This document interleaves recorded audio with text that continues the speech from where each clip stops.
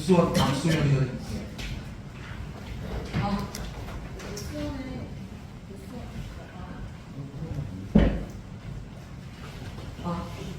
뉴스원의 박선기자인데요. 그 ESG 인성교육이 좀 새로운 내용 같은데 좀 추진단은 어떤 활동을 한 거고 주요 내용. 네, 원래 이제 교육기관이나 공기관에서도 25년도에 ESG 경영이 도입된 것으로 이렇게 얘기가 됐었는데요. 그게 한 1년 정도 늦춰졌어요. 그래서 저희 교육청에서는 이미 ESG 가치를 운영의 기틀로 삼기 위한 추진단을 만들겠다, 그렇게 말씀드린 거고요. 이미 ESG 경영에 해당되는 내용을 우리 교육청에서도 굉장히 많은 부분을 지금 진행하고 있어요. 그래서 환경과 관련된 부분에 대해서는 뭐 탄소 절감이라든가 탄소 중립을 위한 노력들, 특별히 우리 학생 성공버스 27대가 전국에서 최초로 도입이 됐는데, 그 가운데 3대는 수소로 운행을 하고 24대는 가스로 운영을 하는, 그래서 이미 이제 이런 것들이 실천되고 있는 부분들이고요. 또 전국 최초의 그 노동존중위원회가 운영이 되면서 노동자의 권리라든가 고용의 기회에 대한 이런 교육들도 진행이 됐고, 또 인천 미래교육위원회가 구성돼서 운영이 되고 있어서 이것은 이제 거버넌스와 관련된 민관 공동기구이고, 또 이 자치단체라든가 또는 동사무소, 행정복지센터죠, 또 주민자치회, 이게 학교하고 함께 민관 거버넌스를 만들어서 우리 마을교육을 운영하고 있고, 이런 거 이외에도 상당히 많은 부분들이 ESG와 관련된 실천적인 부분들을 하고 있는데, 이것을 좀 더 체계화, 과학화 시키면서 추진할 수 있는 동력을 얻기 위해서 1월달 중으로 ESG 전문가라든가 또는 교수, 교원 이런 분들로 추진단을 구성해서 본격적인 그런 ESG 경영을 하기 위한 준비를 시작하겠다, 이렇게 말씀을 드릴 수 있겠습니다. 네, 다음 질문 있으신 분, 얼굴이 잘 안 보여서 인천투데이 이종성 기자님 먼저. 네, 안녕하세요. 인천투데이 이종성 기자입니다. 교육감님, 좀 두 가지 질문 드리고 싶은데요. 일단 작년에 교권 문제가 상당히 화두였는데, 이 때문에 이제 인천시교육청이 작년 8월에 인천시교육청은 이제 학교 구성원 인권 증진 조례라는 거라서 이제 좀 다른 제도와 다르다. 그래서 이제 평소에 다른 언론에서 나온 이제 학생 인권 조례에 대한 비판을 좀 해명하는 그런 기자회견을 연바가 있는데, 당시에 지금 언론이나 이제 기자들 사이에서도 그러면 실제로 이제 인천교육청에서 교권 침해 사례라는 게 얼마나 좀 양호하냐 이런 걸 여쭤본 바가 있어요. 그래서 근데 실제로 그에 대한 좀 실적이라든지 민원 응대 사례라든지 이런 것들을 좀 요청드릴 바가 있는데, 이거 실제로 인천 지역이 좀 다른 지역에 비해서도 해당 조례로 인해 교권 침해 사례가 좀 적게 나타나는지 이런 거를 좀 한번 말씀해 주셨으면 좋겠고요. 산진 사례라고 말씀해 주셨으니까. 그리고 두 번째는 교육재정 관련해서 일단 작년에 정규 추경을 기정 예산 대비 한 3천억 적게 이렇게 마이너스를 막아놓고, 올해 본 예산도 이제 작년 본 예산 대비 한 2,500억 적게 편성했는데, 이 과정에서 이제 교육 통합재정 안정화기금을 활용한 걸로 알고 있습니다. 근데 이런 추세가 계속되면 2, 3년 뒤면 지금도 고갈되고 향후 교육재정에 좀 위기가 있을 것 같은데, 이거는 뭐 정부 교육청 차원에서 함께 타개해야 할 문제이긴 하겠지만 이거에 대한 방안 이런 걸 부탁드리겠습니다. 네, 질문 감사드리고요. 학교 구성원 인권 증진 조례의 취지는 우리 학교 구성원이 학생, 또 교직원, 또 학부모, 또 지역사회에도 우리가 이제 교육의 3주체를 보느냐 또는 4주체를 보느냐 또 5주체를 보느냐 뭐 이런 거에 따라서 좀 달라질 수 있는데요. 어쨌든 좁은 의미에서 보면 교육의 3주체, 교직원과 학생과 학부모가 서로 존중하고 배려할 수 있는, 그래서 학생들에게 민주적인 시민으로서 성장할 수 있는 그런 배움터이어야 된다라고 하는 그런 관점으로 저희들이 학교 구성원 인권 증진 조례라고 하는 것을 저희들이 만들었고, 또 그 만드는 과정이 그렇게 간단하게 또 짧은 시간 내에 이루어진 것이 아니고 그 합의하는 과정이 길었기 때문에 저희들이 21년도에 조례가 최종적으로 만들어졌고요. 이것으로 인해 가지고 다른 대하고 뭐 비교해 가지고 우리 인천이 뭐 어떤 그 줄었다라든가 이런 부분에 대한 통계는 아직 제가 내지는 않았습니다. 그래서 그 부분에 대해서는 제가 확인을 해서 별도로 우리 기자님한테 말씀을 드리도록 하겠고요.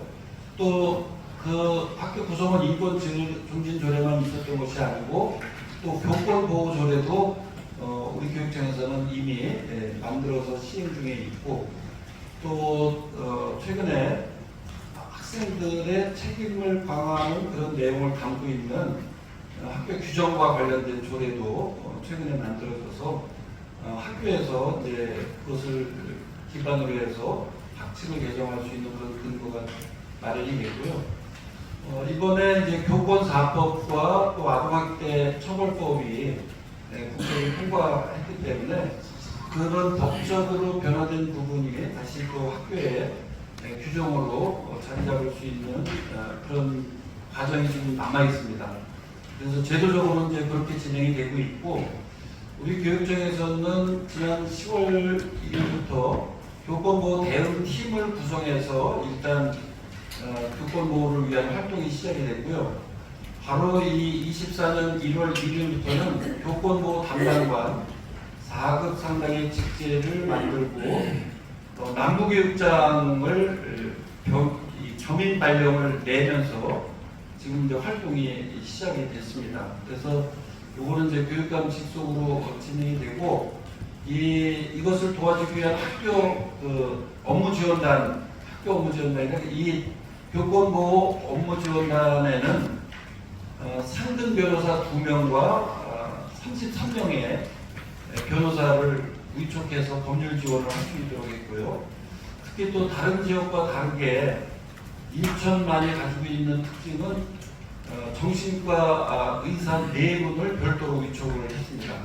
그래서 언제든지 선생님들이 필요하면 상담할 수 있도록 그렇게 준비를 했고, 또 상담 전문가 10분을 비롯해서 선생님들이 사안이 발생했을 때 출발부터 마무리까지 선생님 혼자 대응하는 것이 아니라 교육청이 함께 한다라고 하는 그런 시스템들을 저희들이 이제 발족을 시켰다는 것을 말씀드리고, 이제 학교에서 필요한 디테일한 부분들이 있어요.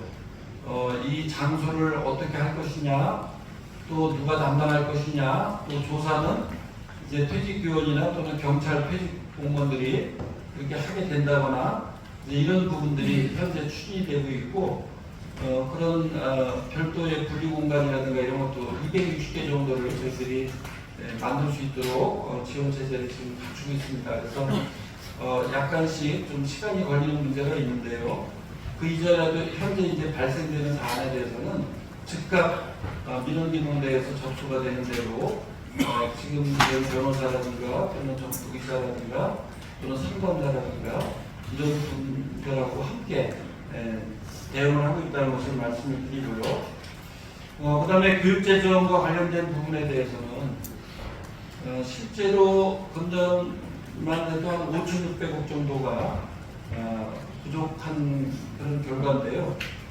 3,200억을 줄이고 나머지 2,400억 정도는 기금으로 충당을 해서 금년을 채우고, 또 내년도 같은 경우도 2,700억 정도가 부족한 것으로 이렇게 나와 있는데, 그 나머지 한 3,000억 정도를 기금으로 충당을 내년도 사업계획에서 했습니다. 그래서 현재 통합재정 안정화기금은 한 6,100억 정도가 나오는데, 사실은 이 부분도 그냥 있는 것이 아니라 우리 교육청 여러 가지 사업들, 또 남부교육청 이전과 관련된 비용이라든가 또는 교육 정보화를 하기 위한 인프라를 갖추는데 사용되는 기금이라든가 또 우리 교육청 개축이라든가 이런 여러 가지 명목들이 다 같이 그 안에 포함되어 있는 것들이거든요. 그래서 지금 금년하고 내년은 어떻게든지 그거를 가지고 그래도 당겨 쓰면서 채우기는 했는데 내년에도 만약에 이 경제가 악화돼서 세수가 더 덜 거친다 이렇게 됐을 때에는 다른 저희들이 대응을 할 수밖에 없기 때문에 이 부분에 대해서는 교육감 협의회를 통해서도 수차례 정부 차원에서 공동 대응을 해줘야 된다 이런 요구를 했었습니다. 그래서 앞으로도 우리 인천교육청 혼자만의 힘으로 이게 가능한 부분이 아니기 때문에 교육감 협의회를 통해서 안정적인 재정을 마련하는 것이 미래 역량을 가질 수 있는 그런 인재로 성장할 수 있는 가장 기본적인 토대이기 때문에 그냥 학생 수가 줄기 때문에 예산을 줄여도 된다 이런 관점에서 빨리 벗어나는 것이 저는 1차적이라고 생각이 들고요. 실제로 우리 인천 같은 경우는 27년까지는 중고등학생이 계속 늘어납니다. 초등학생도 금년까지는 늘어났다가 이제 감소가 되기 시작을 하는데 그 아이들의 미래 역량을 가질 수 있는 그런 교육은 누가 할 것인가? 이 선생님들에 대한 문제가 굉장히 중요한 문제이고 또 거기에 들어가는 비용들을 저희들이 산출해봐도 몇 조가 지금 소요가 될 수 있는 그런 비용이 들어가기 때문에 이 부분에 대해서 저희들이 교육감 협의를 통해서 지속적으로 정부 차원의 그런 대응을 요구할 것이다라고 이렇게 말씀을 드리겠습니다. 네, 잠시만요. 네, 아까 경기일보 김세별 기자님 아까 먼저 하셨으니까. 저 경기일보 김세별 기자인데요. 질문 두 개 드릴게요. 고교학점제 내년부터 전면 시행 앞두고 있는데 인천시교육청에서는 어떻게 준비하고 있는지 좀 질문 드리고요. 그리고 특수학교 추가 설립 논의도 진행되고 있는 걸로 아는데 이거는 좀 진행이 어떻게 되고 있는지 여쭙고 싶습니다. 네, 고교학점제는 이미 이제 금년부터 1학년 아이들이 작년부터 시행이 되기 시작을 했습니다. 이 고교학점제의 취지는 우리 인천교육청의 교육적인 비전하고 결을 같이 하고 있죠. 결대로 성장한다라고 하는 그 교육이 바로 공동체성 함양을 바탕으로 개별 맞춤형 교육을 하겠다. 그리고 고교학점제의 취지는 학생들의 선택의 폭을 넓혀서 학생들이 가지고 있는 잠재적인 역량이 성장할 수 있도록 하겠다라고 하는 그런 취지로 준비가 돼서 지금 진행이 되고 있는 그런 상황이고요. 저희 교육청에서는 그동안에도 이제 이 고교학점제에 다양한 지원을 하기 위해서 몇 가지 준비를 해왔었는데요. 첫째는 선택 과목을 넓혀야 되기 때문에 학교에 계신 선생님들만으로는 가르칠 수 없는 그런 과목들이 많이 생겨날 수가 있죠. 그래서 이웃 학교하고 함께 교육과정을 만들어가는 그런 축을 한 축으로 해서 꿈들의 교육과정이라고 하는 것을 지금까지 운영을 해왔었습니다. 그리고 두 번째로는 꿈이음 대학이라고 이제는 지역도 우리 아이들의 배움터다. 그런 관점에서 학교에서 개설할 수 없는 범죄 심리학이라든가 또는 학문과 관련된 것이라든가 에 대해서는 학교에서 가르칠 수가 없고 또 극지 아카데미 이런 것들도 만들고 어떤 다양한 형태로 우리 아이들이 소수가 원한다 하더라도 지원할 수 있는 체제를 만들기 위해서 진행을 하고 있고요. 그것만으로도 또 부족해서 지난 9월 1일부터 만들었습니다. 9월 1일부터 온라인 학교를 만들어서 우리 인천에는 농업학교가 없어요. 그런데 우리 코로나를 겪으면서 이 식량에 대한 문제가 굉장히 심각한 상황으로 갈 수 있겠구나. 우리 인천에 농업학교는 없지만 자급자족과 관련된 농업에 관련된 관심 있는 아이들을 위한 과목을 좀 개설해줘야 되겠다. 이렇게 생각을 하면서 온라인 학교를 지금 이제 운영하기 시작을 했습니다. 그래서 24년도에는 약 500명 정도가 온라인 교육을 받을 수 있도록 확대를 해 나갈 예정이고요. 온라인이 가지고 있는 장점을 살려서 좀 더 아이들이 다양한 결대로 성장할 수 있도록 하기 위한 그런 준비들을 하고 있다는 것을 말씀을 드리고요. 또 여전히 그 학교의 그 교실이라든가 또 다양한 공간들이 필요한 부분에 대해서는 저희들이 그 파악을 해서 지금 추진하고 있습니다. 그래서 현재 상태로 가면은 앞으로 저희들이 가지고 있는 시스템을 활용해서 부족한 부분은 더 보완해 나가면서 우리 아이들이 결대로 성장할 수 있는 그런 고교학점대가 될 수 있도록 그렇게 준비를 하겠습니다. 그 다음에 또 한 가지 특수학교 설립. 특수학교가 지금 부족하고요. 코로나를 거치면서 한 6,500명 정도의 우리 특수교육 대상 학생들이 있었는데 지금 한 7,600명 정도로 상당히 많은 학생 수가 증가를 하고 그러다 보니까 이 특수교육만 전담으로 하는 특수학교가 한 4개 정도 지금 부족한 그런 상황입니다.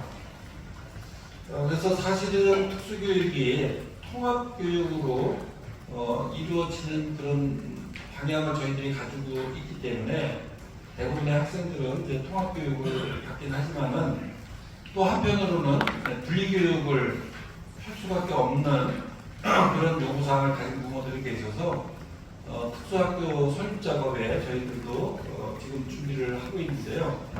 일단 부평과 영종도 지역에 특수학교 2개를 먼저 지금 추진하고 있습니다. 총 4개 가운데서 2개를 먼저 추진하고 있고 좀 순조롭게 진행이 되고 있고요. 사실 우리 이 서울 같은 사례를 보면 특수학교를 만드는데 많은 어려움을 겪었습니다.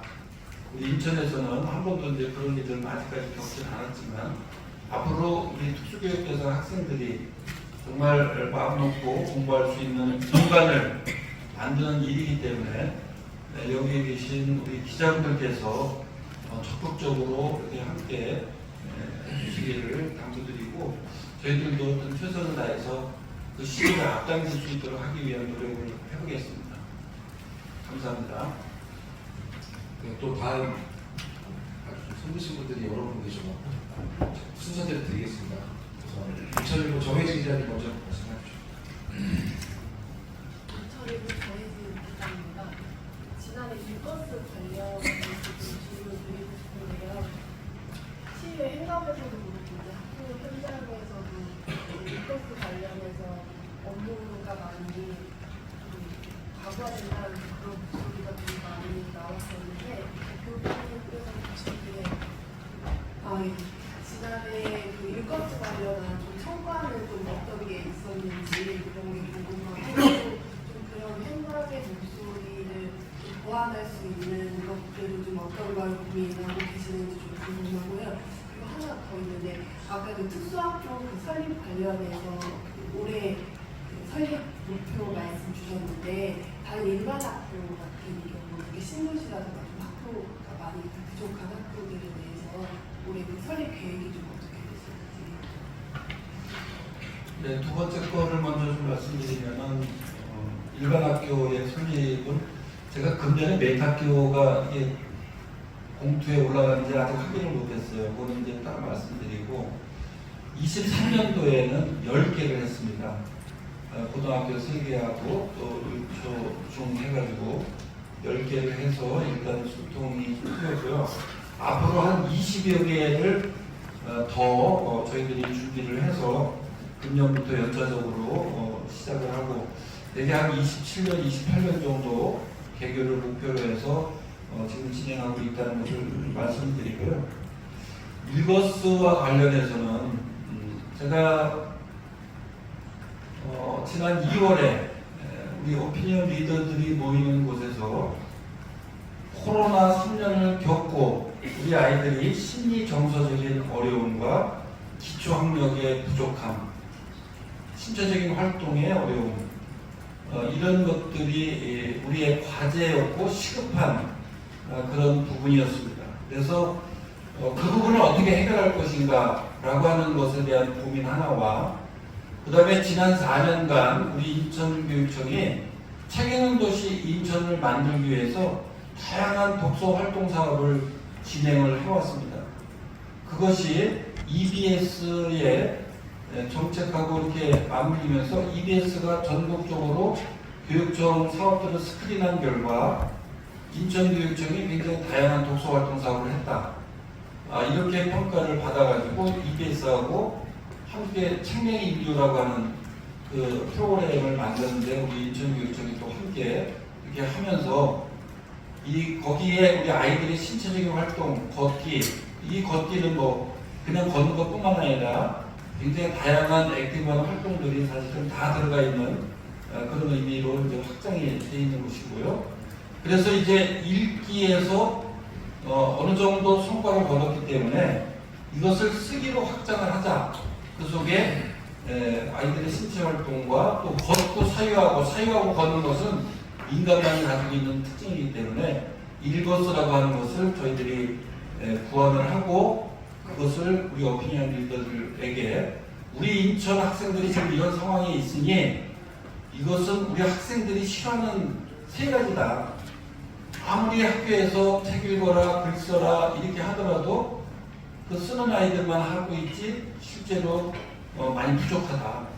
언제 한 번이라도 이 읽고 쓰는 부분에 대해서 전체적으로 기초학력 강화도 할 수 있고 또 학습 역량을 훨씬 더 높일 수도 있고 또 자기주도적 학습을 통해서 열심히 공부하는 학생들에게도 스스로 그것을 상향시킬 수 있는 가장 좋은 그런 도구로서의 읽어쓰이기도 하고 콘텐츠로서의 읽어쓰이기도 하다.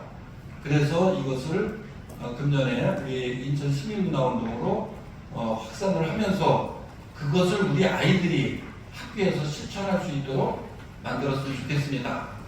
이렇게 얘기를 하면서 저희들이 이제 시작이 되고 거기에 이제 선생님들도 글쓰기 이 연수를 받기도 하고 학부모님들 받기도 하고 또 각 그 공공 도서관이라든가 작은 도서관이라든가 이런 또 개인이 하는 데라든가 이런 부분들이 열심히 밤샘 독서도 하고 밤샘 글쓰기도 하고 또 저희들이 한글날 행사도 부활하면서 K 콘텐츠의 핵심이 이제는 한글에 우리가 주목해야 되지 않을까?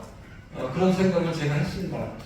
그래서 우리 한글날 행사를 통해서 그걸 계기로 여러 가지 이 아이들의 활동을 촉발하고 또 지역사회에 있는 글쓰기 이 대회 여기에 많이 참여할 수 있도록 함께 준비도 하고 그리고 11월 4일에는 5,300명이 참여하는 학생, 시민, 학부모 모두가 참여하는 걷기 대회를 통해서 질문하고 상상하는 일거스 인천 시민은 일거스 한다 라고 하는 비전을 선포하게 됐습니다. 그 결과로 인천 시민 60%가 일거스를 알고 또 65%가 참여하고 싶다. 이런 의사를 보일 정도로 상당히 많은 반향을 지금 불러일으키고 있고요. 학교에서 선생님들이 사실은 수업 시간에 그런 부분들을 이미 하고 있는 내용들입니다. 그래서 그런 부분들을 우리가 교육과정 속에서 체계적으로 하기 위해서 작년에는 그냥 이렇게 자발적으로 또는 어떤 자기 목표를 세운다거나 이럴 수 있는 그런 시간들이 좀 필요했던 것이고요. 금년에는 그것을 교육과정 속으로 스며들어갈 수 있도록 그렇게 교육과정을 만들어서 그걸 수업 시간에 좀 더 체계화, 과학화시킬 수 있도록 그렇게 지금 진행을 하고 있고요. 또 한편으로는 우리 인천 시민들이 지하철에서 책 읽기 운동을 제가 요새 말씀을 드리고 있습니다. 지하철에서 전부 핸드폰만 들고 있기 때문에 이 책 읽기 운동을 우리 시민들이 하고 그것을 우리 아이들이 보면서 함께하고 학교에서는 교육과정을 통해서 읽고 쓰고 또 이 걷기를 통해서 신체 활동을 하고 이런 것들이 동시에 이루어질 때 이것이 좀 더 타격을 받으면서 갈 수 있지 않을까 이런 생각이 들고요. 저희들이 제가 이 출판 기념회를 여러 군데를 가봤습니다. 학생들의 9,800명, 또 학부모의 240명, 교직원의 460명, 시민 500명이 책을 출간을 했어요. 11,000명이 저자로 지원을 했습니다. 그것은 뭐 지금 완전하게 다 이루어진 통계는 아니고 또 학교에서 2월 말까지 진행됐던 그런 사례들을 저희들이 이제 집계를 해야 되는 부분인데요. 우리 선생님이 이 글쓰기 출판할 때 한 30년 정도 경력된 선생님이 내가 선생을 하면서 어느 순간에 무기력함에 빠지고 침잠되었다. 그런 시간들이 계속되다가 이번에 그림 동화책을 만들면서 내가 이렇게 살면 안 되겠다. 아이들을 위해서 뭔가 적극적으로 해야 되겠다. 이런 생각을 책 쓰는 과정에서 하면서 자기가 책을 썼다. 그러면서 삶의 태도를 완전히 바꾼 그런 사례를 제가 있는 그 앞에서 이렇게 고백을 여러 사람이 있는 데서 그렇게 신경을 밝혔습니다. 그뿐만 아니라 인천 시민들이 밤샘 글쓰기를 하면서 자기 어린 시절에 아버지와 있었던 추억을 글로 처음 쓰면서 그때 아버지한테 해주지 못했던 이야기 그리고 오해했던 이야기들을 그 글을 통해서 풀어냈던 그런 담담한 그런 과거의 가족사 이런 것들을 이렇게 드러내고 또 얼마 전에 이제 우리 21개 학교 아이들과 초등학생들과 고등학생들이 21개 아이들이 영어 동화 그림책을 만들어서 케냐에 있는 그 지역, 어느 지역에 4,500권을 그 지역에다가 기부하면서 세계적인 진출을 할 수 있는 별대로 성장할 수 있는 그런 토대를 만들어가고 그래서 지금의 이 성과는 단순하게 우리가 11,000명이 저자가 되겠다. 목표는 이제 내년까지 금년 거쳐서 내년까지 30만 저자를 함께 만들어 봅시다. 이렇게 말씀드렸는데요. 저희들이 그렇게 하나는 교육과정 속으로 또 한 축은 시민 속으로 또 하나는 전국화로 이렇게 세 가지 축으로 금년에 일거스를 기반으로 하는 올바로 결대로 세계로라고 하는 그런 핵심적인 사업을 저희들이 준비하고 있다는 것을 말씀드리고요. 정말 이 쓰는 것이 가장 어려운 일입니다. 그래서 저는 이번에 이 쓰는 것에 대한 벽을 다 무너뜨렸으면 좋겠어요. 누구나 글을 쓰는 것이고 누구나 막 쓰고 글은 고치기를 통해서 완성이 되는 것이고 그 글고치기 과정이 이 알고리즘의 과정이다. 주관적인 생각을 휘발성이 강한 주관적인 생각을 객관적인 지식으로 만들어가는 그런 과정이다. 그렇게 생각을 하면서 누구나 글을 쓸 수 있다. 이런 것이고요. 또 하나는 도서관의 개념을 이번에 더 확장을 합니다. 도서관이 정보만 유통하는 곳이 아니고 우리 인천교육청의 공공도서관들도 정보 유통 기능뿐만이 아니고 복합 문화 공간으로서의 기능, 마을 교육 공간으로서의 기능 여기에 이번에 책 출판을 주안도서관이 한 500명 또 북부도서관 600명 이런 저자들이 탄생을 했는데요. 이제는 도서관이 정보 유통만 하는 것이 아니라 정보를 생산하고 지혜를 모으는 곳이라고 하는 새로운 개념으로 우리가 지금 확장해 나가고 있다. 아마 이런 것은 아무 데서도 그렇게 해보지 않았던 그런 일이 아닐까 이런 생각을 하고 있고요.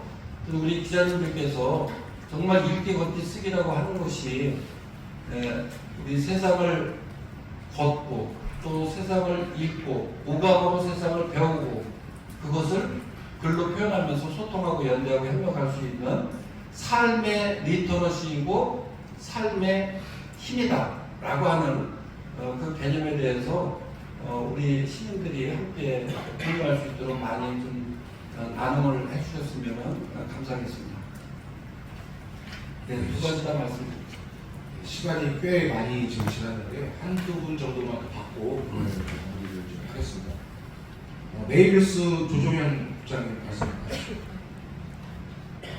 먼저 발언 기회를 주셔서 감사드립니다. 인천 서구에 근거지를 두고 있는 메일뉴스 조종현 기자입니다. 어느 역대 교육감보다도 비전원이 많은 일을 하고 계신데요. 2024년도에 공약 이야기를 좀 알고 싶고요. 2024년도에 무엇에 대해서 중점적으로 추진할 생각이신지, 무엇에 역점을 두고 계신지 알고 싶습니다.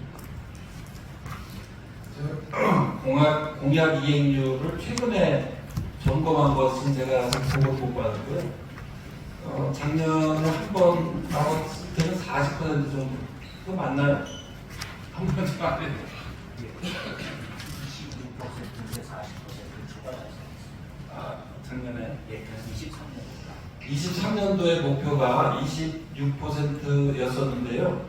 40% 정도 달성을 해서 초과 달성했다고 지금 얘기를 하는 것으로 봐서 하여튼 우리 직원들이 고생이 많았던 것 같고요.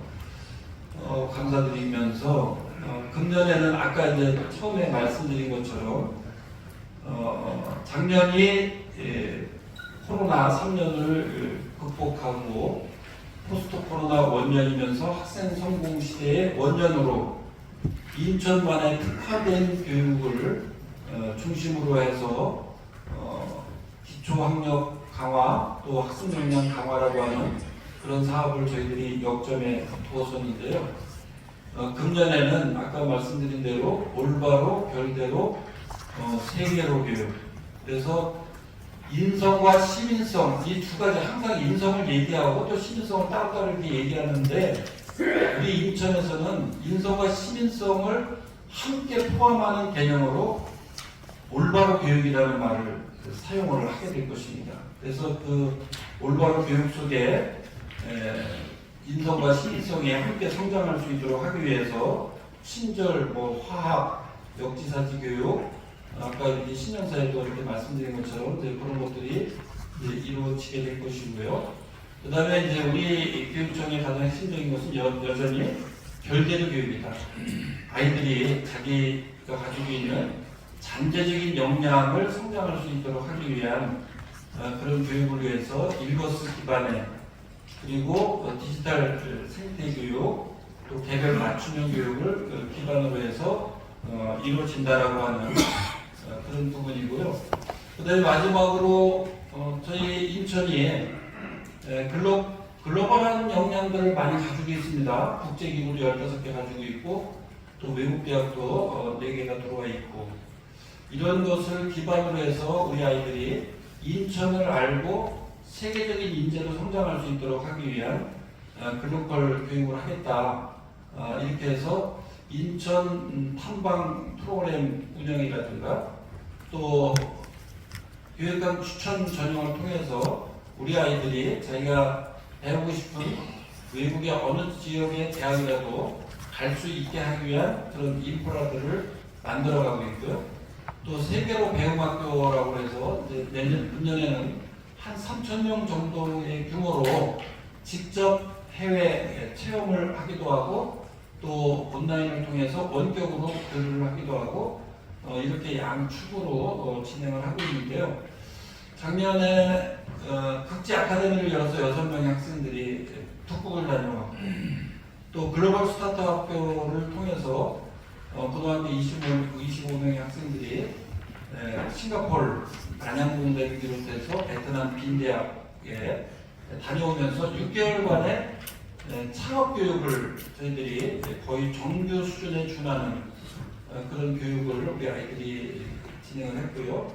또 독일의 우리 통합통일과 관련된 교육을 하기 위한 또 직업교육과 관련된 호주에 간다든가 이런 것들이 금년에는 이제 더 확장되면서 앞으로도 우리 아이들이 가슴에 불을 지펴서 정말 우리 인천에서 교육을 받고 세계적인 역할을 하는데 스스로가 무엇을 좋아하고 잘할 수 있는지 이것을 끊임없이 찾아갈 수 있는 그런 교육을 우리 인천에서 하겠다, 이런 것으로 올결세라고 하는 그런 교육을 이것을 기반으로 해서 금년에 추진할 그런 계획들을 가지고 있습니다.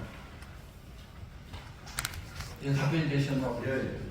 네, 이제 마지막으로 한 분만 받고 오늘 시간 관계상 계속 손드신 분들이 다 기회를 드려야 되는 거 어떡하죠? 우리 두 분 하시면 돼요. 네, 두 분 드리겠습니다. MB의 김학철 기자님 먼저 하십시오.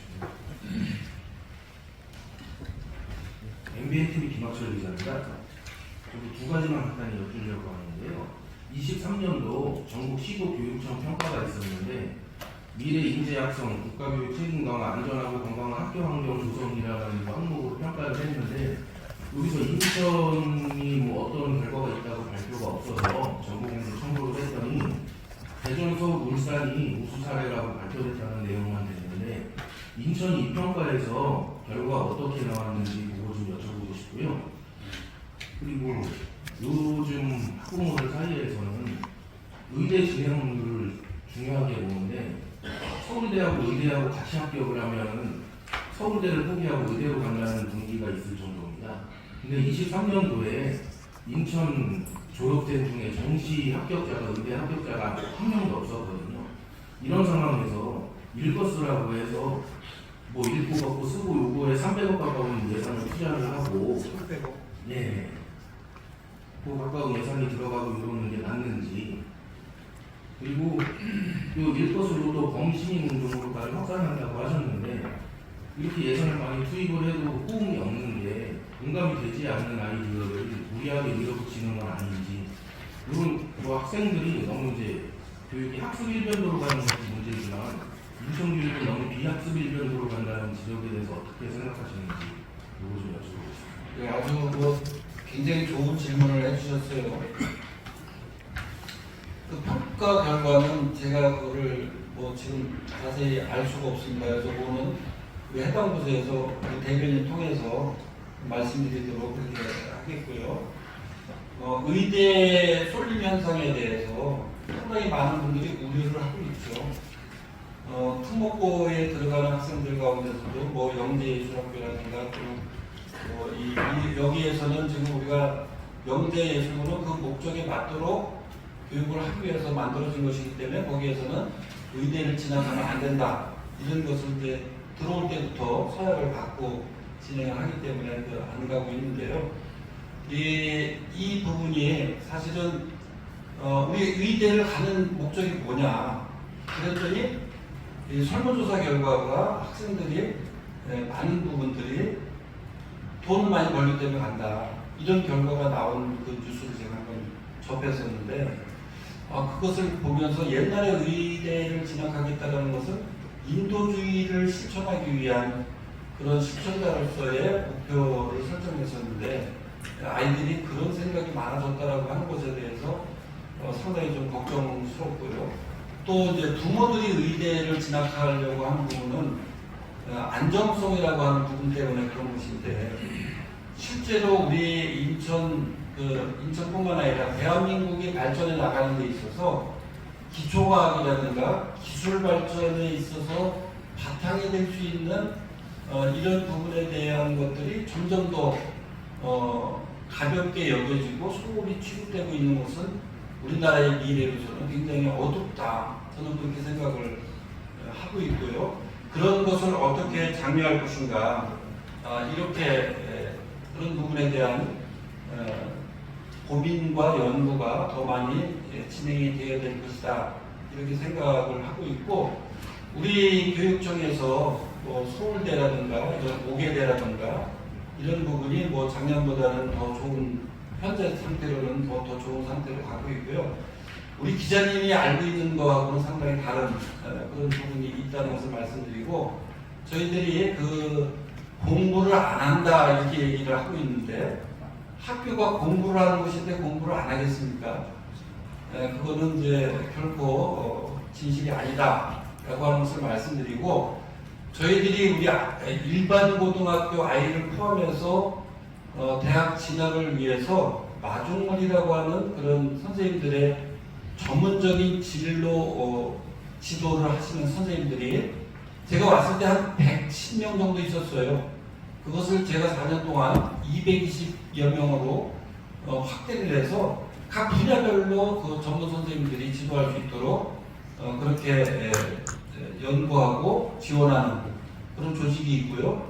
그것도 안 된다. 이제 정시가 확대되기 때문에 정시 확대를 지원할 수 있는 체계를 좀 만들어라. 그래가지고 또 한 60명 정도를 또 거기다가 이렇게 만들어서 함께하고 있고요.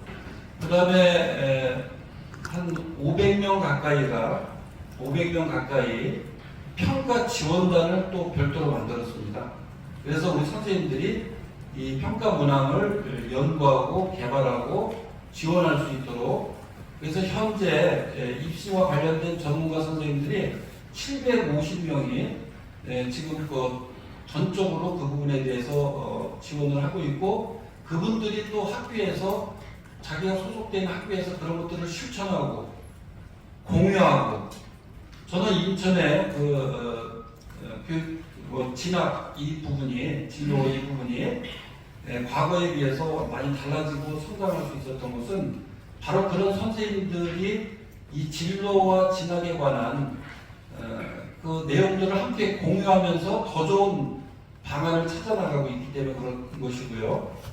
또 그동안 이 수시 전략을 썼기 때문에 인천이 2014년도에 비해서 매년 5%, 10% 이상씩 진로 성과의 결과가 나섰다. 그런 말씀을 제가 드리고, 자세한 그런 것들은 제가 말씀을 좀 드리기 어렵고요. 그 다음에 아까도 말씀드렸지만 일거스와 관련해 가지고 61% 이상이 일거스를 안다. 그리고 학부모의 65%가 일거스에 참여하고 싶다. 이런 설문조사 결과를 저희들이 가지고 있습니다. 그런데 우리 기사님께서 그것을 반대하는 의견이 많다. 반대 의견을 가진 분도 계시겠죠. 그러나 그 부분에 대해서 아직까지 정확하게 일거스가 무엇인가 이런 부분에 대해서, 일거스가 공부하는 겁니다. 그리고 또 지나치게 공부하는 게 아니라 그것을 걷기라고 하는 이런 활동을 통해서 낯설게 만들었고, 우리 아이들이 일거스가 뭐야 이렇게 질문을 던지면서 관심을 갖게 되고, 걷다 보니까 생각하게 되고, 또 읽게 되고, 또 쓰다 보니까 뭐가 좀 알고 싶어 읽게 되고, 이게 융합적인 그 사고와 체계를 일으키는 그런 것이기 때문에 그것이 좀 말씀하신 거하고 좀 다른 부분이 있다는 것이고요. 예산을 300억을 썼다고 그러는데 일거수 순수 예산은 44억이었어요. 작년에 이미 예산이 수립이 됐던 것이고, 금년에 사업은 2월달부터 시작해서 1월달에 업무 보고하면서 저희들이 이 부분을 어떻게 이 교육 회복의 일환이면서 또 AI 시대에 인간이 지배당하지 않고 살기 위해서는 무엇을 해야 될 것인가? 그것은 바로 인간다움, 나다움을 찾아가는 일이다. 그것이 바로 일거스다. 이렇게 하면서 시작을 했기 때문에 그 300억이라고 하는 것은 옳은 그 추계가 아니고요. 다만 우리 직원들이 모든 그 사업을 하는데 그 앞에다가 일거스를 붙여가면서 이렇게 하다 보니까 그게 다 일거스 예산이다 이렇게 얘기를 하는데, 그것은 원래 한 부분에 있어서 그렇게 붙여진 것이고, 실제로 일거스를 했던 순수 예산은 44억이고요. 금년에도 67억 정도 배정이 되어 있습니다. 그래서 그것에 관해서 오해가 없으시기를 바라고, 또 여러분들한테 제가 정말 당부드리고 싶은 것은 아이들한테 공부해라고 해서 공부하지 않습니다. 글 쓰라고 해서 글 쓰지 않습니다. 바깥에서 보기에는 그렇게 하면 금방 쓸 것 같지만 실제로 거기까지 아이들이 접근하고 가는 데 있어서는 굉장히 많은 과정들이 필요하고, 저는 이 일거스 사업이 유치원과 초등학교에서 아이들의 습관으로 정착할 수 있도록 해야 된다. 그것이 저희 목표예요. 습관으로 정착이 되면 우리 인천 아이들이 인천에서 교육받으면 다른 어느 지역에서 교육받은 아이들과 상당히 내적 공력이 쌓인 어디에서든 어떻게든지 말을 잘 풀어낼 수 있고 또 글을 쓸 수 있고 그러면서 자기 생각의 색깔을 입힐 수 있는 그런 아이로 성장을 할 수 있다. 저는 그것이 인천이 기회를 맞고 있는 지금 준비하지 않으면 나중에 가서는 할 수 없다. 그런 판단을 가지고 있습니다. 그래서 우리 기자 여러분들께 제가 아까도 간곡하게 말씀드렸던 것처럼 우리 인천 시민들이 우리 아이들과 함께 하면서 아이들한테 공부해라, 아이들한테 열심히 책을 읽어라 이렇게 얘기할 수 있는 것이지 우리 그래서 사제동행을 작년에 우리가 표로 삼았던 것이고 금년에는 걷지 않으면 몸과 마음에 놓겠습니다라는 이런 말로 이어가면서 우리가 함께 했으면 좋겠다 이렇게 간곡히 호소드리는 것입니다. 오해가 없으시기 바랍니다. 네. 저 끝에 제가 멀어서 잘 못했습니다. 네, 죄송합니다. EBS 금창호 기자님. 네. 일감이 안녕하세요. EBS 금창호 기자입니다. 다른 게 아니라 이제 정부조직법이 개정돼가지고 이제 올해 6월부터 어린이집 사무가 다시 소교육청으로 입원이 되는데 유치원교육청은 선도부 요청을 알고 있는 일 동안 좀 어떻게 준비하고 계신지 혹시 유아교육과 신설 같은 조직 개편 같은 걸 준비하고 계신지 좀 궁금합니다. 예, 뭐 금년에 가장 또 뜨거운 그 과제 가운데 하나가 유보통합이고 정말 지난 뭐 십수년간 논의됐다, 전표됐다 그런 것을 반복하고 있는데요. 저희들이 유보통합 부분에 대해서 지금 이제 정부조직법이 통과되면서 영유아까지 포함하는 그런 형태로 이제 법이 통과가 됐는데요. 가장 우려했던 점은 예산이 수반되지 않는 정부 조직법만 개편되는 것에 대해서는 우리 교육감협의회를 비롯해서 많은 우려를 표명을 했고 정부 조직법 통과되는 가운데서도 몇 가지 단서 조항을 만들어서 통과시킨 걸로 알고 있습니다. 그래서 앞으로 이 통합하는 데 있어서 그동안 지자체, 시라든가 구청이라든가 또는 행정복지센터라든가 거기에서 진행이 됐던 여러 가지 조직과 인력, 예산 이런 것들이 철저하게 파악이 되고 또 그것이 제대로 빠짐없이 넘어올 수 있는 그런 체계를 우리가 어떻게 만들 것이냐 이 부분이 가장 중요한 부분이고요. 저희들의 현재 조직은 조직 개편은 하지 않고 우리 유보통합 추진단을 저희들이 구성을 해서 한 77명 정도로 구성을 해서 교육감 협의회에서도 그렇고 또 수도권에서도 유보통합 추진단 포럼을 세미나를 한번 했습니다. 그래서 조금 전에 말씀드린 것처럼 이제 그런 부분에 대한 것들을 점검하고 있고 또 어제도 우리 인천 자체적으로 어제가 아니라 지난주죠. 10월 말 정도에 자체적으로 유보통합 추진단에 대한 논의를 지금 진행을 해나가고 있는 상황이고 교육감 협의회에서도 유보통합 추진위원회를 별도로 만들었어요. 그래서 저하고 대구교육감이 공동 추진위원장을 맡으라고 해가지고 저희들이 이제 뭐 준비를 좀 해야 되는데 그런 부분들은 한 교육청 차원에서 대응할 수 있는 부분은 아니기 때문에 이제 거기서 논의가 되는 대로 여러분들한테 밝히게 될 것이고요. 저희 교육청이 선도교육청으로다 이렇게 신청을 했던 것은 이 급식비 관련해 가지고 어린이집에 지원하기 위해서 작년에 31억 정도를 지원을 선도적으로 했잖아요. 이제 그것을 토대로 해서 이제 선도교육청을 신청을 했던 것이고 금년에는 조금 전에 말씀드린 것처럼 추진단을 통해서 그런 내용들을 세밀하게 파악을 하고 이게 일본 통합이 이루어지면 어린이집도 좋고 유치원도 좋고 교육청도 좋고 특히 어린이들과 시민들이 만족할 수 있는 그런 형태로의 보육, 교육. 그래서 정말 낳기만 하면 국가가 모든 것을 책임진다. 이게 제 평소의 소신인데요. 이것이 이루어질 수 있는 그런 방향으로 가야 되는데 그렇게 갈 수 있는 방법이 뭐냐. 이것에 대해서 저희들이 집중적으로 고민하고 지금 찾고 있습니다. 그래서 그거는 진행되는 대로 우리 기자분들한테 앞으로 이렇게 말씀을 드리겠다는 말씀을 드리고 많은 관심을 많이 가져주셨으면 좋겠습니다.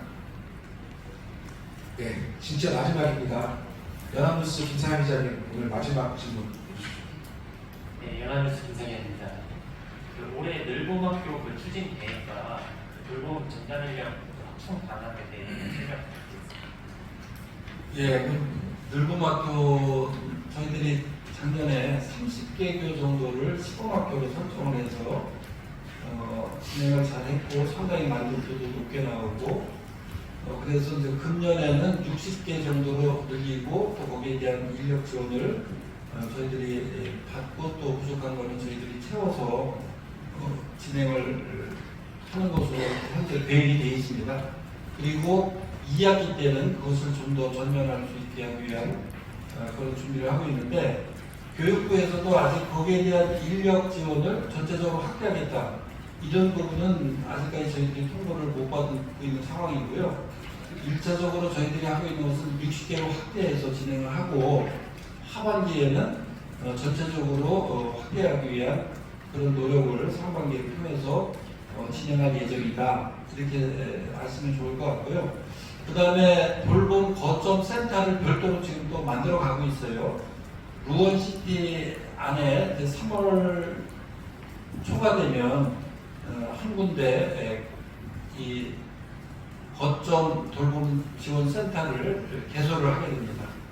그래서 거기서부터 시작해서 지역별로 거점 센터를 만들어가고 또 한편으로는 학교에서 아침 돌봄이라든가 이런 것으로부터 시작해서 전체로 확산하기 위한 그런 준비를 지금 하고 있다는 것을 말씀드립니다. 네, 아쉽지만 이것으로 오늘 기자간담회 질의응답을 마치겠습니다. 기자님들의 다양한 질문으로 올 한해 유치원 교육이 나아갈 방향을 함께 가늠할 수 있는 뜻깊은 자리였다고 생각합니다. 마지막으로 교육감님의 마무리 말씀이 있겠습니다. 아까 그 개교 학교가 몇 학교냐고 지금 질문을 주셨는데요. 25년에 개교하는 학교는 4개입니다. 개교하는 학교.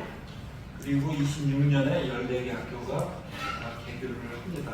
그리고 승인 요청하는 것은 그거는 뭐 제가 아직까지 확인이 덜 된 상태이기 때문에 필요하시다면 그 부분은 별도로 이렇게 말씀을 드리도록 하겠습니다. 예, 장시간 동안 우리 인천교육 그리고 아이들의 배움과 꿈을 이어가기 위한 기자분들의 많은 질문과 또 지적, 또 제안 이런 부분에 대해서 제가 귀 기울여 듣고 또 여러분들이 말씀하신 부분에 대해서 다시 한번 살펴보고 또 의견도 더 폭넓게 들어보면서 어쨌든 이 교육의 내에서 벌어지는 여러 가지 사업들과 정책 방향들이 시민들과 어떻게 호흡을 하면서 같이 가느냐 이것은 저희들의 의무이기도 하고 또 시민들의 권리이기도 하다고 생각이 듭니다. 그리고 이 간극이 벌어질수록 인천은 더 안 좋다. 이 간극이 좁혀져서 교육청에서 하고 있는 일, 학교에서 하고 있는 일들이 우리 시민들한테 많이 알려지고 호흡을 같이 했을 때 결국 인천 지역 전체가 우리 아이들의 큰 배움터이고 세계가 큰 배움터로서의 그런 역할을 할 수 있다고 생각이 들고요. 그것을 저희들이 다 할 수 없기 때문에 우리 기자분들께서 기자분들의 눈으로 창 역할을 많이 해주시고 또 비판적인 그런 성찰도 할 수 있도록 해주셨던 것처럼 금년 한 해 바쁘시지만 우리 교육에도 더 많은 관심을 가져주시고 저희들 부족하면 언제든지 질책을 해주시기 바랍니다. 저희들은 기꺼이 듣고 또 반영하도록 이렇게 하겠고요. 금년에 건강하시고 복 많이 받으시기 바랍니다. 읽어서 하셔서 100살까지 두 발로 산에 갈 수 있도록 건강도 항상 유념하실 수 있었으면 좋겠습니다. 긴 시간 감사합니다. 고맙습니다. 네, 어서 오늘 신년 기자회견을 마치겠습니다.